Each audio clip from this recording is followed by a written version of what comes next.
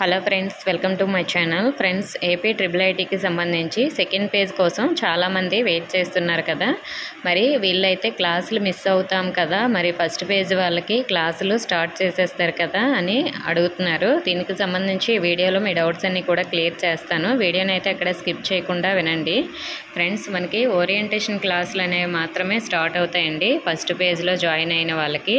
అంటే ఇప్పుడు మనకి కౌన్సిలింగ్ జూలై 27th నుంచి కంప్లీట్ అయిపోతుంది కదా ఫస్ట్ పేజ్.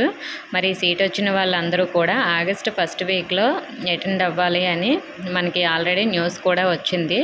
మరి ఆగస్టు ఫస్ట్ వీక్లో మనకి ఓరియంటేషన్ క్లాసులు అనేవి స్టార్ట్ అవుతాయి అని చెప్తున్నారు కదా. మరి ఓరియంటేషన్ క్లాసులు ఏం చెప్తారు ఫస్ట్ పేజ్లో, అలాగే సెకండ్ పేజ్ వాళ్ళు మిస్ అవుతారు కదా అనే డౌట్ అయితే ఉంది కదా. ఫ్రెండ్స్, మనకి ఇప్పుడు జూలై 27న కౌన్సిలింగ్ కంప్లీట్ అయిపోయిన తర్వాత మనకి సెకండ్ పేజ్ రిజల్ట్స్ అనేవి ఆగస్టు సెకండ్ వీక్లో రావచ్చు. ఆగస్టు సెకండ్ వీక్లో వచ్చిన తర్వాత మనకి కొన్ని డేస్లోనే కౌన్సిలింగ్ అనేది అయిపోతుంది. సో అందరికీ కూడా ఒక 1 or 2 డేస్లోనే కౌన్సిలింగ్ కంప్లీట్ చేసేస్తారండి. మీరు మళ్ళీ కాలేజ్కి అటెండ్ అయ్యేసరికి ఆగస్టు సెకండ్ వీక్ లాస్ట్, లేదంటే ఆగస్టు థర్డ్ వీక్లో మీరు అటెండ్ అవుతారు.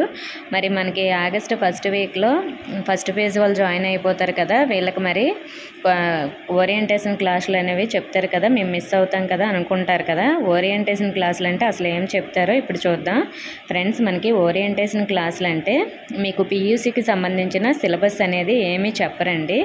ఓరియంటేషన్ క్లాసులు అంటే జస్ట్ వాళ్ళకి ఏం చెప్తారంటే అక్కడ కాలేజ్ రూల్స్ ఏమిటి, అలాగే కాలేజ్లో ఎలా బిహేవియర్ చేయాలి, అలాగే కాలేజ్లో ఎలా ఉండాలి, అలాగే కాలేజ్ యొక్క టైమింగ్స్, ఇలాంటివన్నీ ఇలా ఓరియంటేషన్ క్లాసులు ఆ విధంగా అయితే చెప్తారు.